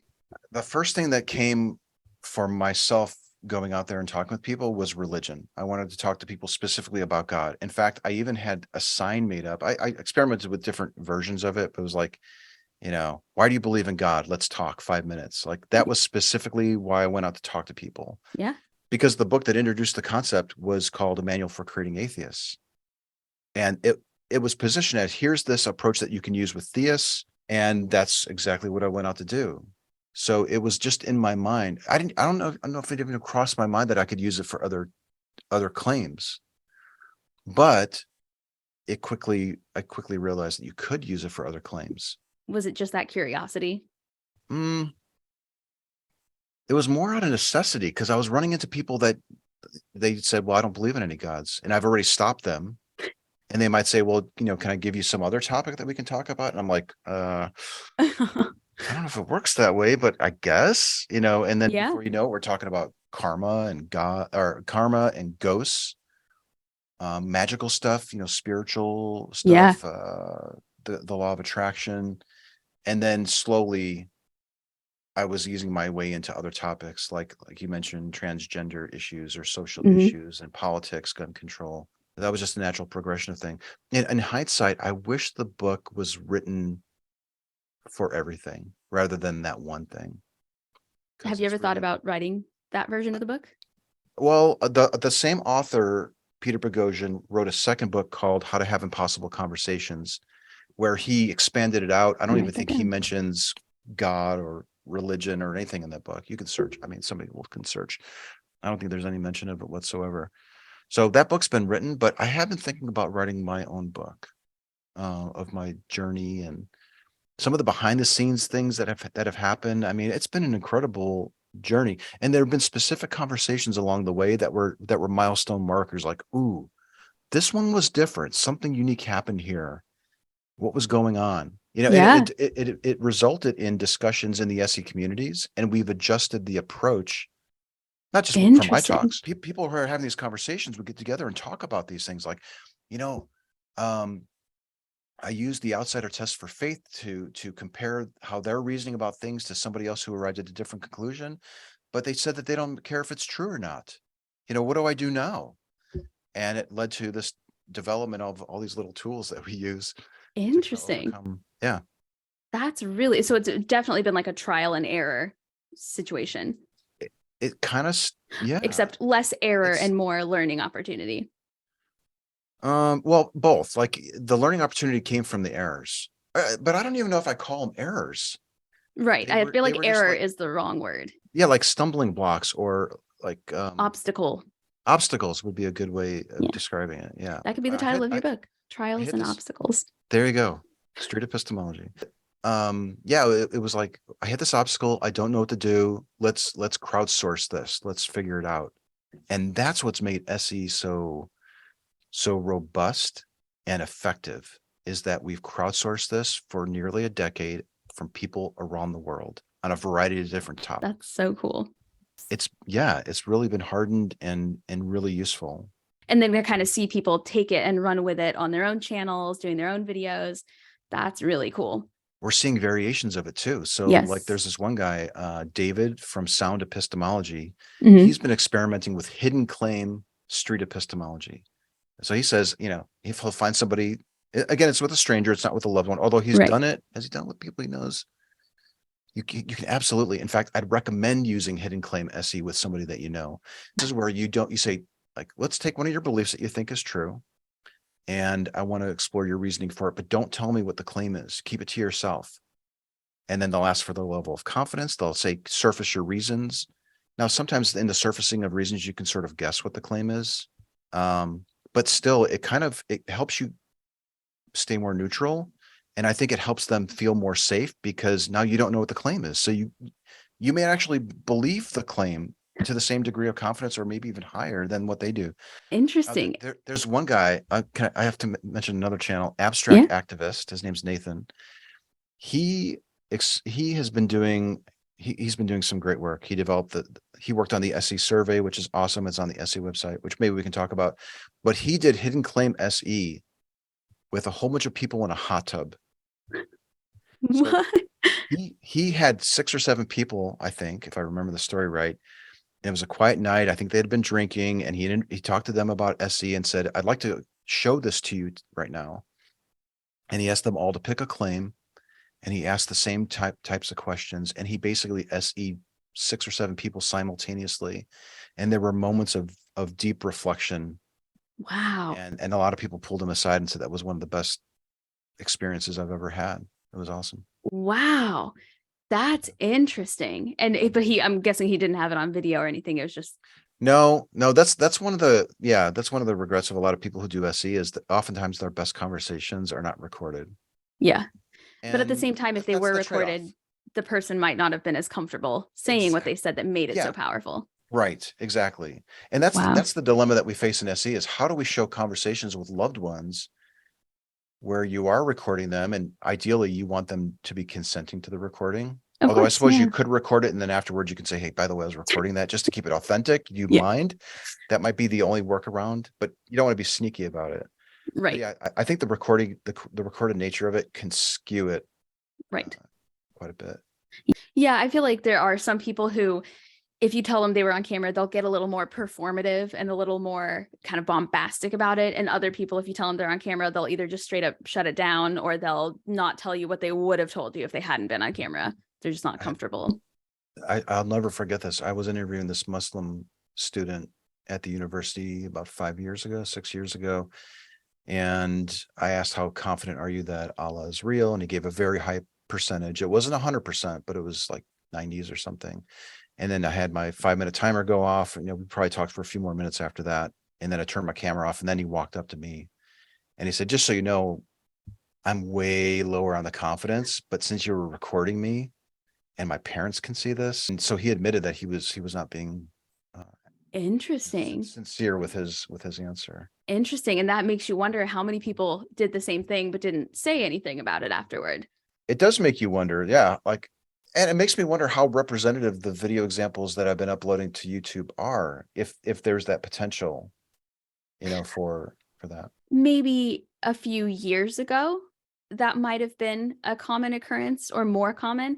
But I think now, kind of to what we were saying about social media and TikTok and things like that, making these conversations more normal and more respectable. And our generation, the younger generations, really just like stepping up and saying like mental health discussions are normal, being an atheist is normal.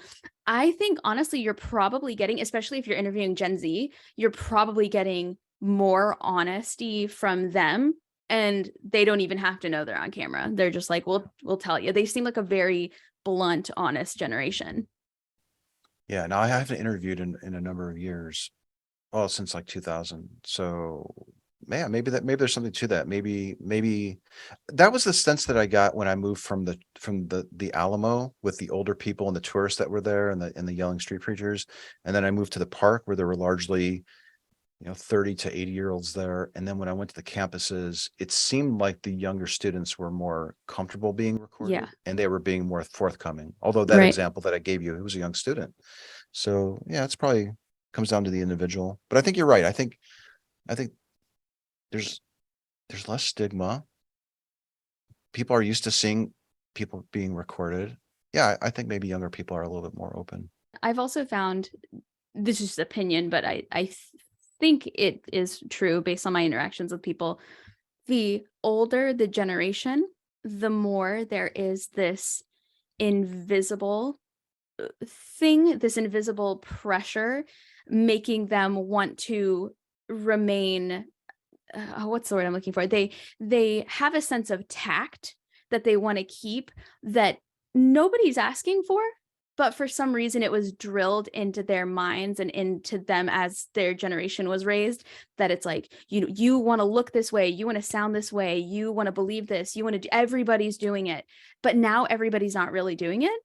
And their generation still has that invisible pressure to, no, you are a Christian, you are a believer, you do, like, what you say is what you live by. Where I feel like the younger the generations get, the more they're like, I'm allowed to change my mind. It's perfectly okay. Yeah, maybe there's something to that. I mean, there's certainly a lot more atheists running around these days, and they're out about it. So again, there's less of that stigma, where maybe Yeah. it's more conducive for people to sort of think that way, possibly.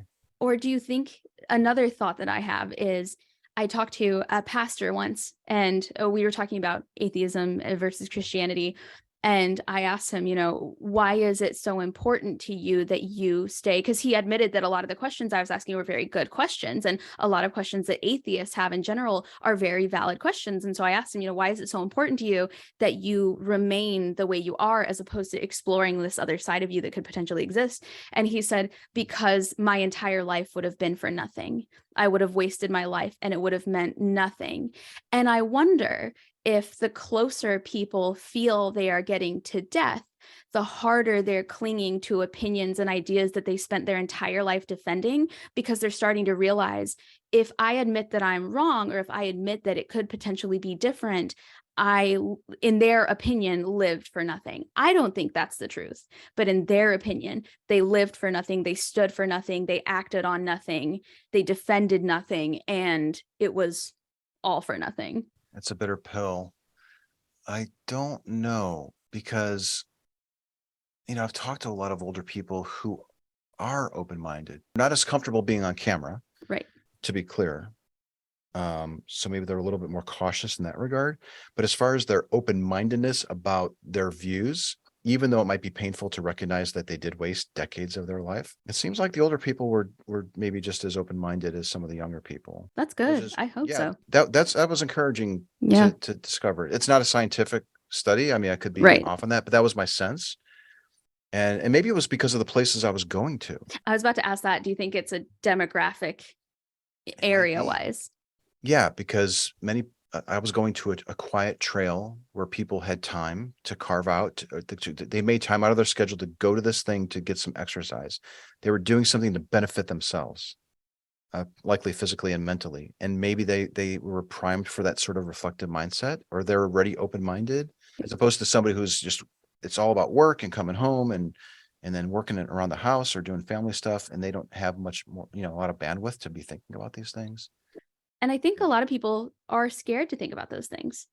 I think some people, it's just a fear. I think you, just like anything else, just like you meet people who are afraid of spiders or ghosts or whatever, I think some people, when you say, what if God's not real? They're like, what if? We'll see.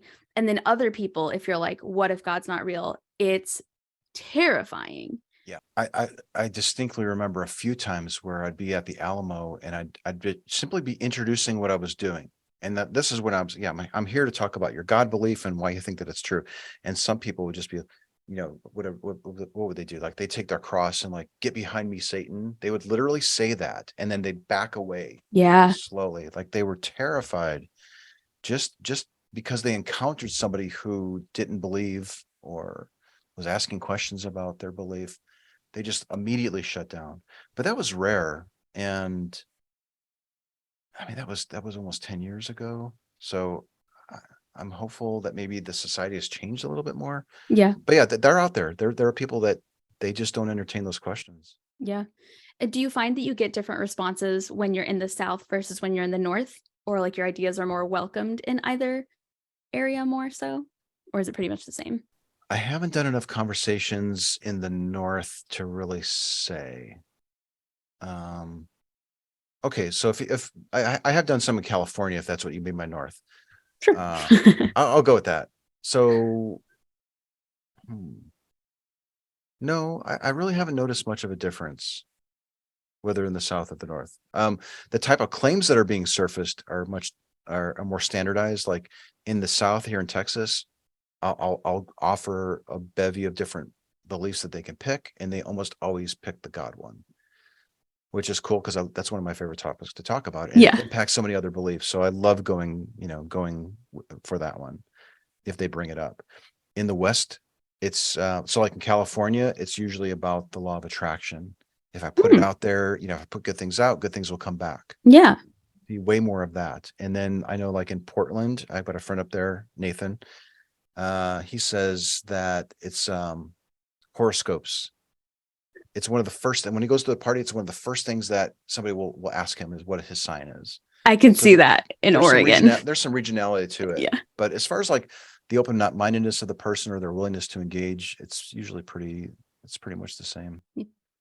Do you have a belief of any kind that people are surprised by, or that's considered like more out there? What a good question. I don't really share my beliefs too much with my friends, I guess, or at least my online friends. Do I have beliefs that are out there?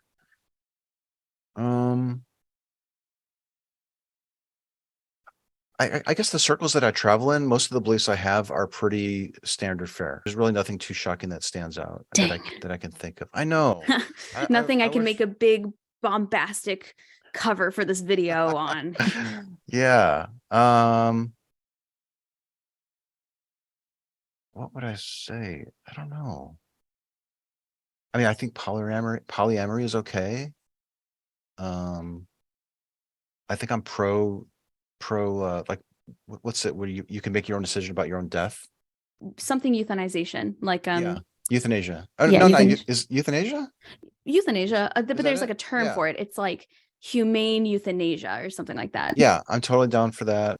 100%. Okay, I don't think the whole antinatalism thing just doesn't really make a lot of sense to me. I have a bias towards humanity. Yeah. And I think like, things keep improving in the way that they are, like very likely, well, not, I mean, it's possible, I guess, that humanity can actually be better for a longer period of time than it has. So I think the good has the potential to outweigh the bad in the grand scheme of things. Yeah. But no, I don't really have too many shocking beliefs or things that stand out. I'm pretty boring. I really am. Yeah. Yeah, I follow the antinatalist like Reddit page, and I'm always just really surprised. I don't know. I'm always just like, the way I see it is, if you aren't going to be responsible with a kid, or you can't afford a kid, don't have a kid. And then if you are responsible and you can't afford a child, feel free to have a child. I just don't understand why it has to be an umbrella of, you either believe that humans should stop being born, or you believe you should have 25 kids, no in between. And that's just very bizarre to me, but it's very fascinating to read. I follow a lot of subreddits where if people saw that I followed them, they would think I had those opinions, but I just like to read what the other side is saying. Yeah. I didn't even know that antinatalism was a thing until I ran into somebody who I had 2 or 3 conversations with them about a variety of different topics. One of them is, does water have 2 hydrogen molecules and an oxygen molecule? We essayed that, which was not a fun talk for me. But then they came back for like their 4th talk, and then she brought up antinatalism, and that was a really, that's on my channel. It's one of my favorite talks. And I wonder if she would have felt comfortable bringing up that subject if we hadn't had those 2 or 3 talks before that.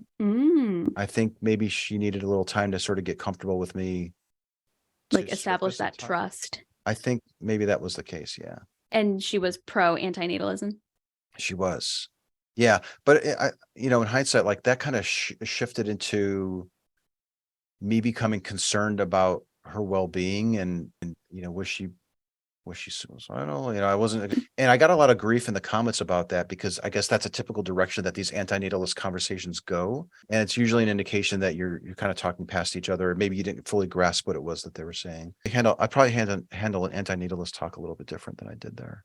Yeah, but I can also see why you might come to that conclusion, because in following those posts, even though for anybody watching, this is not all of them, some of them will be like, why does this woman have 5 kids? I don't even want to be alive right now. And so it's like, it's safe to assume, that they're struggling, that they have. Yeah. But again, not everyone, don't come for me. They may be perfectly fine and stable and not have those thoughts at all. Yeah. But they really have thought it through, and they think that that's the best option for all of humanity. And they have a reasoned argument for it. Absolutely. And I think there's also something really interesting, powerful, depending on what the topic is, in watching someone tell you about something they're very passionate about and they believe very heavily, whether you agree or not. I just think I teach storytelling classes, and watching people tell their story uninterrupted for 10 minutes, you can tell it's the first time ever in their entire life they've gotten to talk about it totally uninterrupted. Fascinating. And I get that same feeling when I watch people defend a subject that they know a lot of people think is indefensible, and getting to do it totally uninterrupted, just getting to go, getting to express their point of view, knowing they're not going to get totally attacked afterward, but agreeing to answer questions maybe. And I just think there's so much that we can learn from people in that, and that while the heated arguments they make for entertaining YouTube videos, although I feel like I'm getting way too old for that. I just see the covers and I'm tired. I feel like if you are actually out to learn, one of the fastest ways you can learn about other people, about topics, and about yourself is by doing what you do and asking people a question and letting them explain to you why it is they feel that way. Because a lot of times it's not going to be why you think. It's not. Yeah, and a lot of times the reasons that they might lead with, they themselves discover, well, maybe that's not such a good reason to think that that's true. You could actually, very often, if you just let people talk and you help them feel comfortable, sort of reveal this stuff, they come to these own conclusions. They're improving in how they're reasoning about things in the middle of the conversation, and you can see that playing out in how they're telling their story to you. It's really neat to see. Absolutely. And I tell people all the time, I used to have a lot of very polarizing opinions. And I used to think I was 100% right. Like even on the debate team where we're taught to like research and prove everything, I used to think this is it. This is the way. I think I was an asshole. People who knew me back then say that I wasn't, but I feel like I was. But I thought that I knew everything there was to know about everything. And all it took was very patient people asking me why about everything that was my whole brand, my whole personality. Great. Why is that? And then I go off saying exactly everything they know I'm going to say. And then they say very similarly, well, what would you say to this? And maybe there's not an answer, or maybe I have to look it up. And it turns out I actually kind of agree with that question. That's a good question, as opposed to just locking it down and being like, no, double down. I'm right. Blah. Sounds like you were growing. Yeah. And I very much got that experience when I was watching some of your videos, is I felt like I was the other person, and the kind, patient people were the ones with the clipboard and the timer just saying like, okay, why? Like, why do you think that? How is it that you came to that conclusion? And you go through your own crisis realizing that you have no idea why you think those things, or the answer is always, well, my mom said, or so-and-so said, my pastor said, somebody said, so I just went with it. It's like, I've never looked it up, I've never done research, and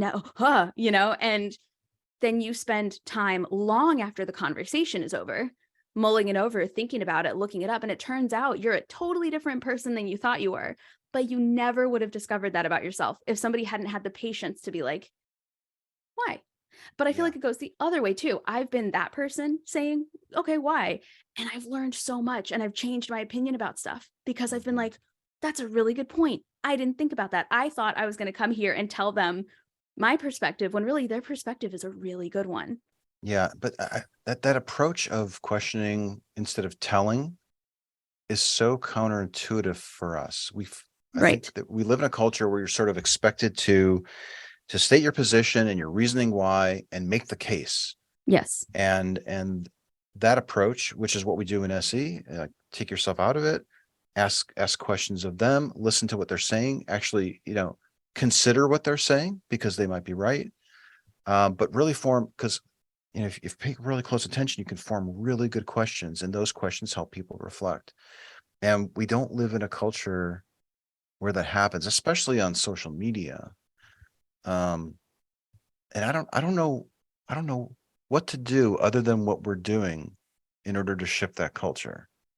I think the best we can do is show examples of this type of reflective inquiry happening, with the hopes that maybe people see the value of it and how it changes. It has the potential to change who you're talking to, who's made that claim, and it has the potential to change you for the better. Yeah. And that's about the best that we can do. And I don't know how to speed that up, we have some ideas. I mean, we formed a nonprofit and we're doing all these cool things. I mean, I can't believe some of the things that we're working on. And I think that's my goal. I want to get these tools into people's hands and help them feel comfortable enough to use them. That's the biggest hurdle. The biggest hurdle isn't teaching people how to do this. It's getting people to do it. Right. And right. I don't know how to speed that up other than what we're doing. And social media is a big part of that. Well, something that I thought was really effective, and I don't know how often you do this, but it might be something you implement more if you don't do it a lot. I didn't see it more than once. On your video where you were giving your speech to the American Atheist Convention, you showed a video of you doing it wrong. Yeah. And I think showing people that version is almost as impactful as showing, because you can say all day, here's the right way to do it, here's the great way to do it, and people think they're doing it right, but then you show where you started, because I know a lot of people really look up to you and they follow you and they want to like learn from you. If you show where you started and you're like, this is what it sounds like, I'm not proud of this version, but here it is, I think people will attach to that. And one, it gives them the ability to laugh with you like they did at the convention, and then two, it gives that whole, everybody starts somewhere, the intent was good, the beginning, the seedling was there, we just had to take time, the same time that you take to talk to people and hear their point of view, you take that amount of time and care on your skill developing, and it just blows up from there. That's a good point, and I've struggled with that. So most of the videos that I've uploaded to my own channel are what I view as really good examples of SE where everything went right. Yes. And you're right. It's there's some challenges with that. Like it could set people up for failure. It could discourage people. You didn't say this specifically, but no. It could discourage people if they try to do an SE talk and it doesn't go as smoothly as that one video that I saw. Right. So one thing that I try, by the way, there's no such thing as there's no such thing as a perfect SE conversation in my view. So even the ones that I upload, I still usually at the end of the talk, I did this more recently, maybe in the last 2 or 3 years of me doing it, where they'd be walking away and I'd immediately switch into doing like a breakdown. Okay, so this part went really good and this is where it didn't go so good. But it's funny that you mentioned like uploading or showing the bad examples, because I have hundreds of conversations on my hard drives. And I've been thinking about going through and just pulling a typical day, maybe even a day where there weren't any conversations that I even uploaded to YouTube during that day, and just playing bits of them and then pausing the video and then explaining what was wrong with it. I think that would be useful. So I think so too. Yeah, I actually started editing one video. I call it like the worst of. It's something like examples from the vault, or vault, something about the vault. But I started editing it, but then I started realizing how much time it takes to edit a video. It takes so much time. It's a and long I don't time. have the time. Right. But maybe I'll release a couple of those. I think it would be cool. Absolutely, especially now that YouTube offers those like short reels. Maybe it can just be a little. Oh, maybe. The daily bad, the daily worst, the daily show tip. the bad and then point out what was bad, and then that's the learning moment. You could even call it like learning moments or something like that. I feel like you would do a better job. I feel like you would come up with a more creative. But I mean, I kind of struggle with that. Like, what is a good example? And you do a disservice to people if you're only uploading the best examples. That's why I thought it was important to point out what was wrong about it, even though they were good examples. Yeah. In most cases, there were still some bad examples that I think I uploaded. Yeah, absolutely. There's one called Rocket Ship to Mars. Check that out. It's a complete train wreck. The guy, what did he say? Like, he was saying, weed will never be legalized in the United States. It's impossible, like getting a rocket ship to Mars. You just can't do it. And every couple months, it seems like we're shifting more and more towards legalizing weed across the country. And it just so happened I was driving by the park, and I'm going to just drive in here, and I saw him there. This was like 3 weeks ago. And I thought, if they legalize weed nationwide, I'm going to do a follow-up interview with him. But yeah, the whole, I kind of got off the track there. Just walk up to him smoking a blunt, being like, hey man, I was like, so hey, bad you want an edible? And I'd like to talk to you about this impossibility because he was so insistent and he was so close-minded. But I thought it was important to show how dogmatically closed he was and how I still tried to stay calm even despite he was really aggressive in my face and everything. But I'd love to do a follow-up with him. Do you think he would do it? I think all I would need to do is stand out there, and I think he would walk up to me. He He was, would he was that type of person. He was the kind of person that I think he sort of thought that he owned the park. Yeah. And he would be flagging people down and start talking to women about why they have tattoos on. And then, Gosh. people would be walking up with a dog and he'd point out the rules to them that you can't bring your dog on the trail. He's one of those types of people. So I bet if he saw me out there, he'd walk up to me. I wouldn't even need to ask him. He would just start. He would not be able to resist. I just go there with a dog. Just go there with a dog, and you'll guarantee that he comes up A to dog you. and a blunt. I'll go Yeah, with a there you dog and a go. blunt. Well, Anthony, I know that I told you I would only take an hour of your time, and we're coming to the bottom of that hour. But if you had any advice for somebody looking to grow in their communication style, in their opinion, in the way that they approach individuals who have polarizing beliefs or beliefs that make them so upset, because it is very easy, especially as we go into the holiday season and we hang out with family. I think there's a reason you never see videos of people having these conversations with families. What would you say to them? What advice would you leave them with? Remind yourself that beliefs are transient. They're just passing through. So the beliefs that your uncle has, we always pick on the uncle right at the holidays, but your aunt, your uncle, your mom, Yeah. or your family Yeah. member, maybe just remind yourself that it's conceivable that they didn't put a lot of thought into why they have that belief, and they probably haven't given it serious consideration, and try to see them as separate from the beliefs that they hold. That's really helpful. You can remind yourself that you've been mistaken. Probably one of the biggest things you could do to develop those sort of skills is just watch examples of people staying calm in the face of those crazy things that people say. Yeah. Like it really helps to just watch it and maybe pretend that you're having that same conversation, and that you're staying calm. I think that's probably one of the best things you can do is just train yourself and practice. And you can even just practice on your own. You can watch an example of a bad conversation and just note, okay, like that seemed to get really hostile when the person said this, and then, or the person asked a genuine question, but they deferred. They didn't actually answer the question that was asked. Yeah. Yeah. Observe. Just be mindful of what's happening, and also try to be mindful of the emotions that are going through you, and maybe even verbalize them. That could really be useful too. I'm really feeling agitated now, and I don't want to, because I really want to understand why you think that this is true.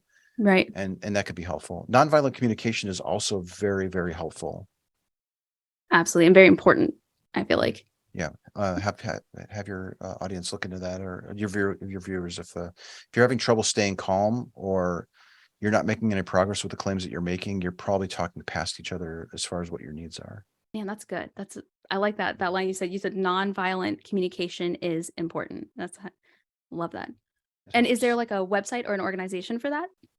There is. It's called the Nonviolent Communication Movement or something like that. If you just Google it, you'll find it. Okay. And my last question for you is, do you mind if I take any proceeds made from this episode and donate it to Street Epistemology International? Would that I be wouldn't okay? mind at all. You can do whatever you want to. That's kind of you to ask. But yeah. I didn't want to put that up top at the front of the episode and not tell you about it first. I feel like I should ask. No, that'd be really nice. Yeah, we're always looking for donations. We just met with our donors this 2 weekends ago, I think it was. We had 4 meetings to meet with all of our donors that have supported us over the years, and we'll probably make it an annual thing. And it was cool to talk to the people who are donating to support our effort. That's really cool. That's really cool. And what level of donors get to go to that event, or is it just anyone? We just did a query. If anyone made a donation to Street Epistemology International over the since we formed the organization in 2019, we sent them an invite. Oh, that's cool. So you could have given $1. You could have given tens of thousands of dollars, and we would have sent you the same invite. That's really cool. Well, Anthony, thank you so much for your time. I really appreciate your opinions and your work and your I'm trying to think of like the word that because I feel like work doesn't quite cover what it is you're doing. I feel like you're making a genuine change, and I see it in the videos, I see it in the comments, I see it in the way that people who claim to be a fan of yours treat me on the internet, which is like a big thing, especially as a woman on the internet. When somebody's fan base treats me with kindness and respect and nice comments in my stuff, that's always, I think, a sign of the person that they claim to be a fan of. So I really appreciate that. And I wish you all the best in the future of your Street Epistemology and all of your other ventures, because I have a feeling they're going to be very successful, especially that book. Thank you. Yeah, I really appreciate it. And thanks for your channel and interviewing the people that you're doing. I think it's great that you're giving atheists a voice. Thank you. And normalizing non-belief. It's really important. Right. I think I'm totally biased, but I think that is important as well. So, but all right. Well, thank you so much. I'll give you your evening back. I really appreciate it. And I will send you direct links to your episode as soon as I got it up.